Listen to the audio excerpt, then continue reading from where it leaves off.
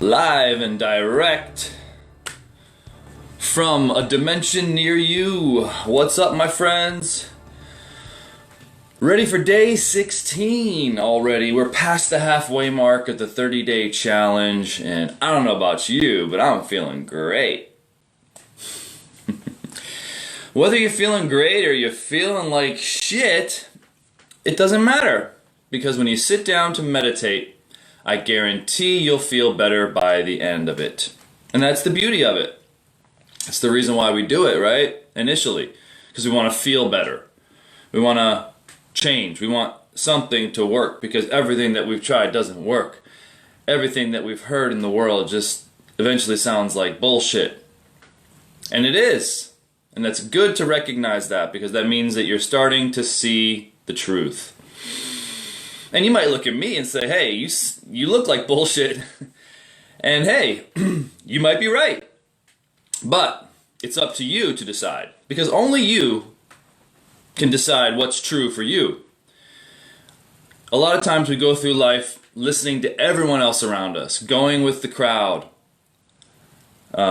We grew up with a religion. We grew up with an education. We grew up with a culture. We grew up with a whatever.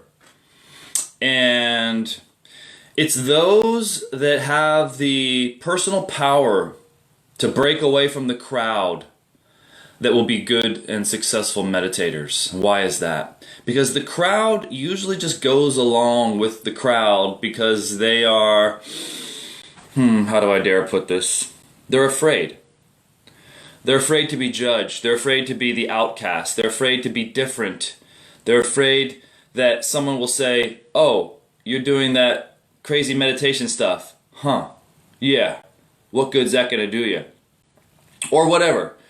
Usually people go with the crowd because there's unity in numbers. There's protection by the crowd. You know, it's why we cheer for our favorite football team. It's why we go to mass on Sunday. It's why we are Team Nike or Team Adidas or Louis Vuitton or Chanel or whatever you guys are into.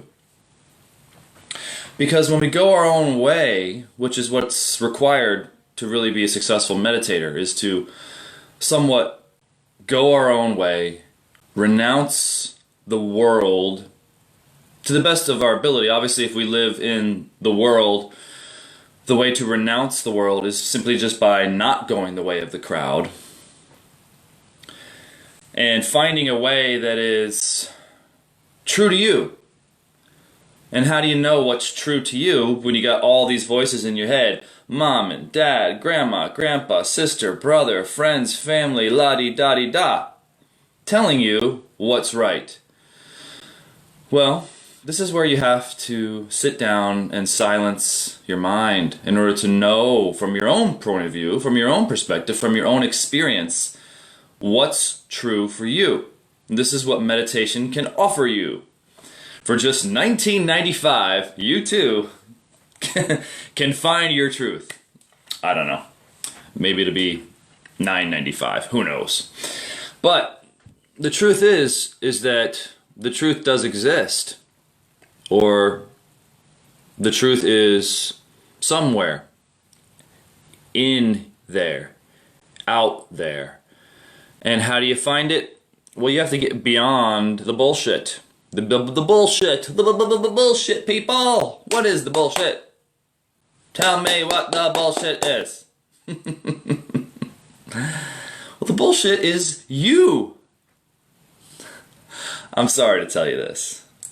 But everything that you think you are, everything that you've become, all the thoughts that you've accrued, all the conditioning that you've become conditioned by and with, is all illusion.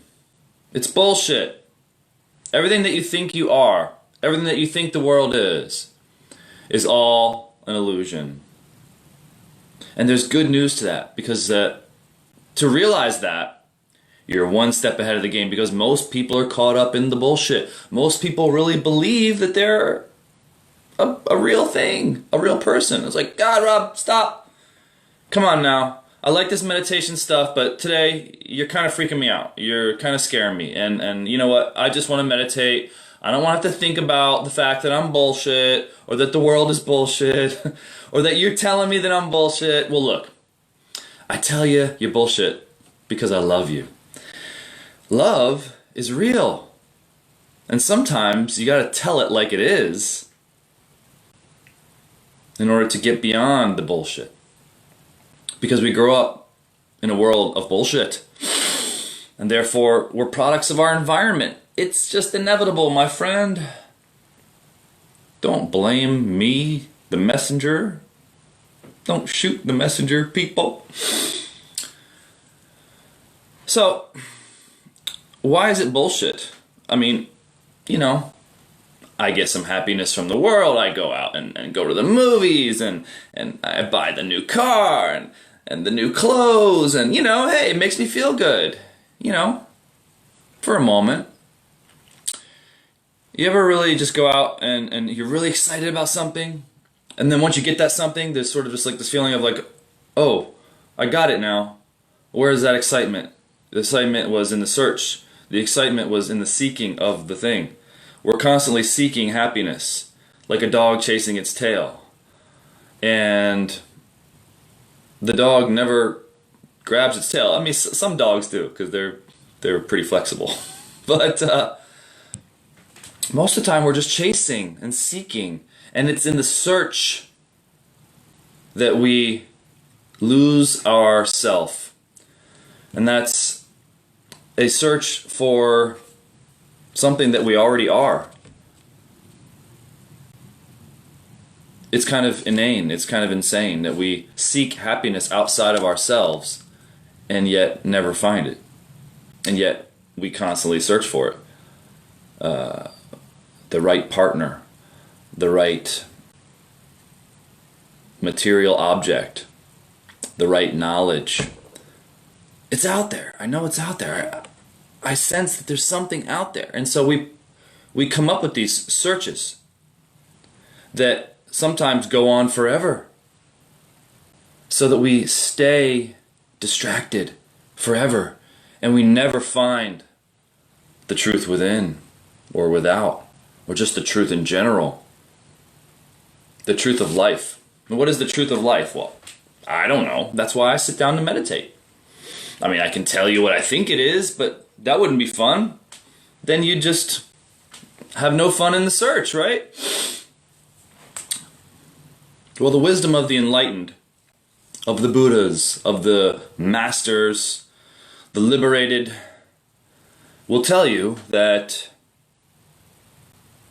you're full of bullshit.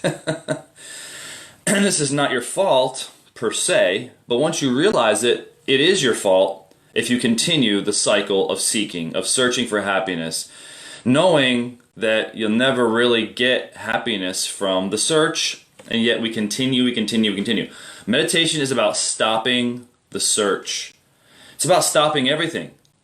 Stopping your mind, stopping your thoughts. When thought stops, the world stops. Just like I stop now. Rob, stop! Just get to the meditation, please. You're scaring me. It's okay, my friend. It's all for a good reason. Because I care. I'm a truth teller. I'm going to tell it to you like it is. Some days I might come out here, hey, and some days I might come out here, it's how I feel. Life just flows, and I don't know what I'm ever going to say when I get on this video. And I just say what comes to mind, what my intuition guides me to say. Now, who am I to say anything? Well, no one. But who are you to be sitting here watching me right now? Well, you're no one also, and that's a good thing. To realize that you're no one is the first step towards the truth. Because this body will die. Is there something that goes on after death? Well, they say there is. There's reincarnation. According to a lot of Buddhist philosophies, that there's something that continues on. Is that good or bad news? Well, you know, I used to think it was good news, because who wants to die? But really, who wants to be reborn and go back through all the same shit we went through again and again and again? And how many times have we gone through it already? And heck, I'm not saying that you're going to sit down and just become enlightened in one session. Maybe. It's always good to be hopeful. But the truth is that it takes work to get through this conditioning. It takes work to get through the bullshit. Sem says, in relationship, we can see who we are, like in a mirror. True. True. Your mind is the mirror. Your world is reflected back to you based on how your mind is. If you're angry, everything is aggressive. If you're happy and filled with grace and stillness, then the world is like that. So when we change, our perception of the world changes. So our mind is the mirror. That's a great observation, Sam. And others can mirror back to us, and how much of a reflection they offer is how pure their mind is. A true Buddha, a true meditation master, an enlightened being, can mirror back to you exactly where you are. This is a fascinating concept that most people are not familiar with because, heck, there are few fully enlightened beings in this world. But even if you're just someone who cares, even if you're just someone who holds space, someone who can look out at you and just listen with love and having an open mind to receive, there's definitely a reflection back that they can offer for you. So, getting to the point is the single point. The single-pointed mind meditation cuts through the bullshit. Now, forgive me if I've offended you, my friend. Your core essence, the truth of who you really are, is not bullshit, of course, because it's the truth of life. We're all one.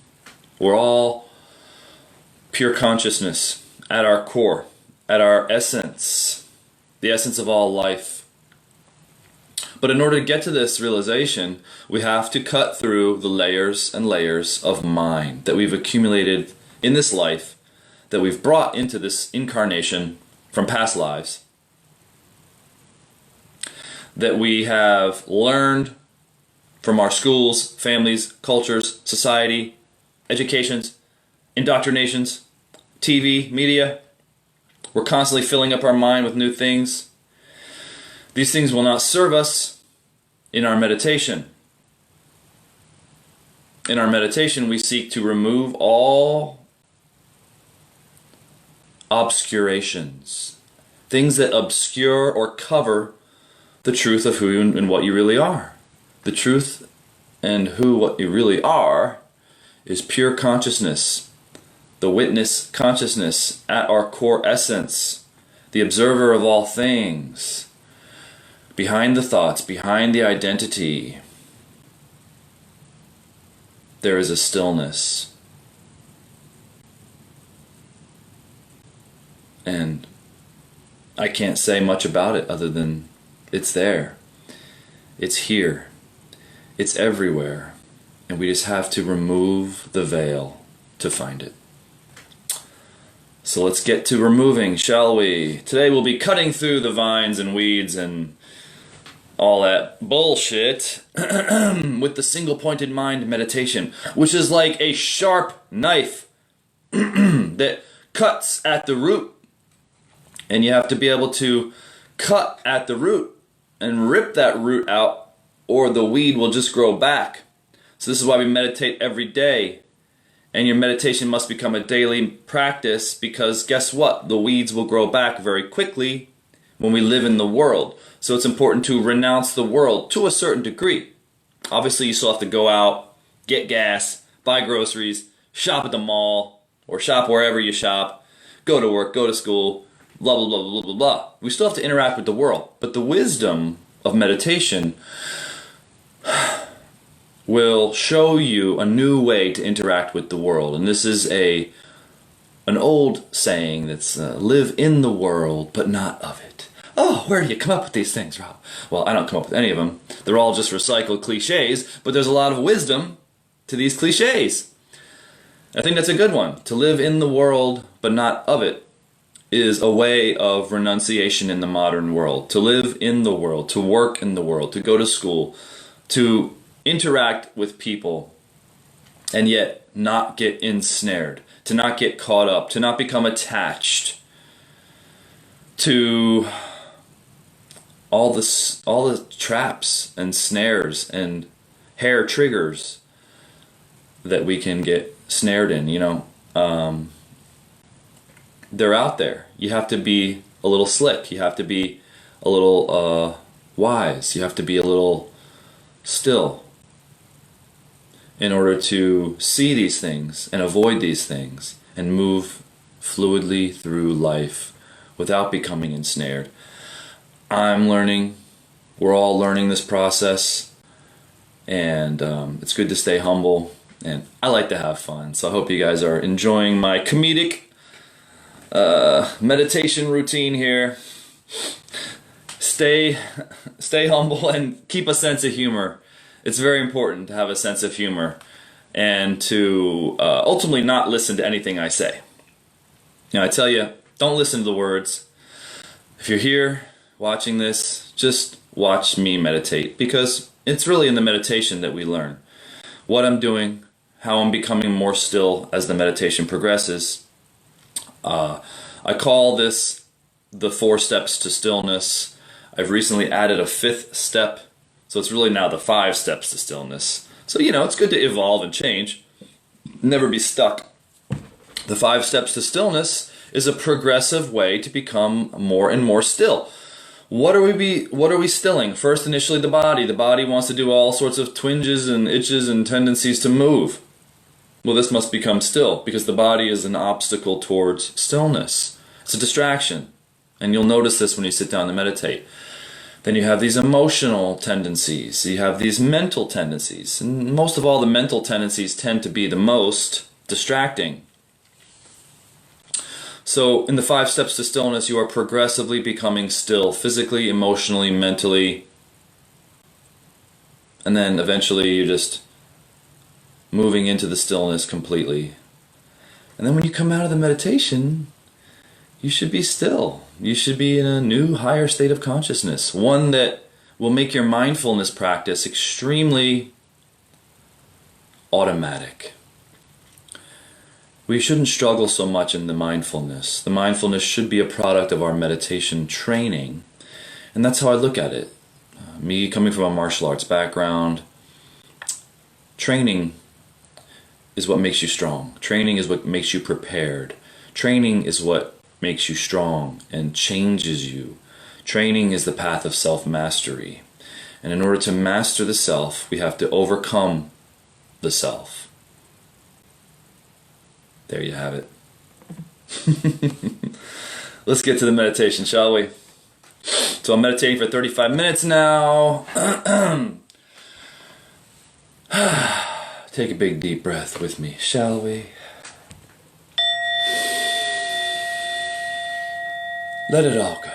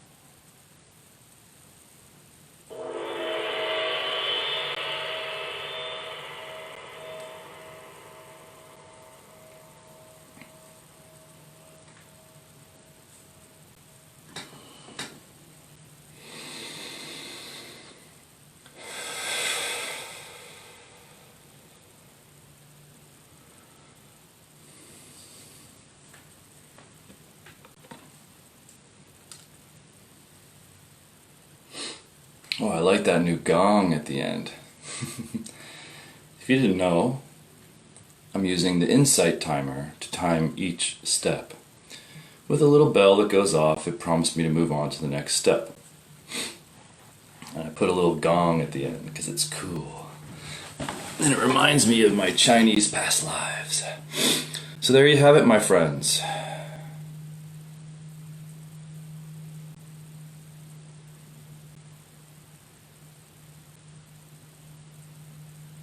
I wish you well in your meditation.